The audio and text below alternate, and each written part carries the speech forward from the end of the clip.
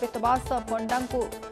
गुली करी हत्या करागला तेबे जो बंदूक दुईटी जबत करा जाइछि तार बैलिस्टिक टेस्ट करा जिवो और टेस्ट पर भुवनेश्वर एसएफएसएल को जाइछि दुई बंदूक एवं दुई बंदूक टेस्ट बापरे एथुर स्पष्ट हेबो जे केउ बंदूकरू पेतवास पंडा को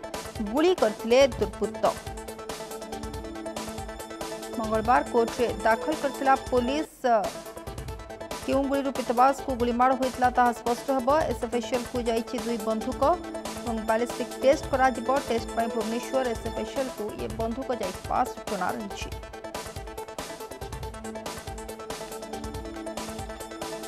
आईनजीवी पेतवास पंडा हत्या मामला जबत दुई बंदूक रहबो बैलिस्टिक टेस्ट पर भुवनेश्वर एसएफएसएल को जाइछि दुई बंदूक।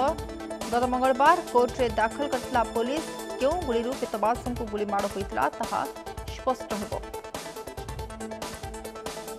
तेणु रिपोर्ट को अपेक्षा रही रिपोर्ट आसवा पर स्पष्ट हेबो ये दुईटी बंदूक भितर केउ बंदूकरू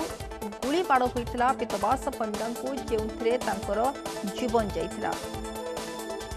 आईनजीवी पेतवास पंडा हत्या मामला जबत दुई बंदूक रहबो बैलिस्टिक टेस्ट पर भुवनेश्वर एसएफएसएल को जाइछि दुई बंदूक। गत मंगलवार कोर्ट रे दाखल करथिला पुलिस तेरे केउ गुली पेतवास को हत्या करा जाइथिला गुलीमाड़ करा जाइथिला ताहा स्पष्ट हेबो। ए संपर्क अधिक सूचना पाई प्रतिनिधि दिगंबर आम सहित जोड़ी होउछंती। दिगंबर जाना पे चाहिबा कोन रहिछि पूरा तथ्य आपनक पाखरे ये जो दुई बंदूक जबत होइथिला से बंदूक वर्तमान जहाँ सूचना रही बैलिस्टिक टेस्ट पाई जाइछि एवं यहाँ पर स्पष्ट भाव में जना पड़िबो जे केउ बंदूकरू गुली होइथिला जेउथिरे पेतवास को जीवन जाइछि। पुलिस जेते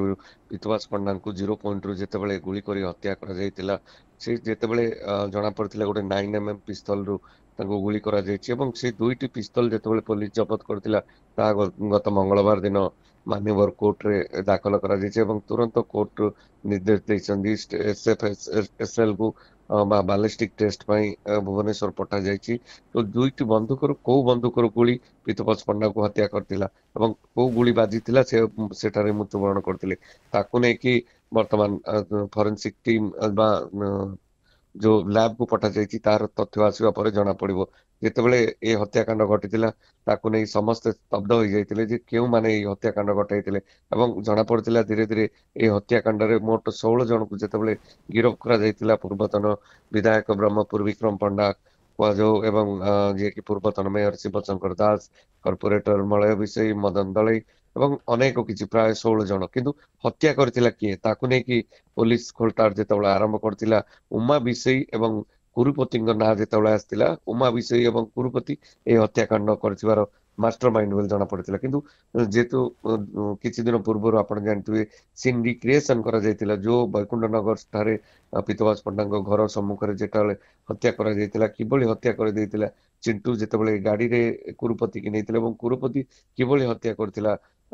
पेतवास पंडा को तार डेमो देखाइतिले एवं डेमो देखाबे पर पुनी तरे सेमान को जेल को निया जाइतिला एवं या परे पुलिस गोटे पर गोटे तदंत प्रक्रिया जेतेबेले सामना को आसीतिला एवं जो बंदूक गुली करा जाइतिला से बंदूक को नेकी प्रश्न उठितिला एवं से दुईटी बंदूक वर्तमान मान्यवर कोर्ट रे दाखल करा जाइछि एवं कोर्ट ताकू बैलिस्टिक टेस्ट पई फॉरेंसिक लैब को पठा जाइछि। परवर्ती समय रे जणा पड़ि जे प्रकृत रो केउ दुईटी पिस्तल रहिछि दुईटी पिस्तल रो केउ पिस्तल रो गुलीटी पेतवास पंडा को छाती रे बाजितिला एवं से मृत्युवरण करथिले। सोनाली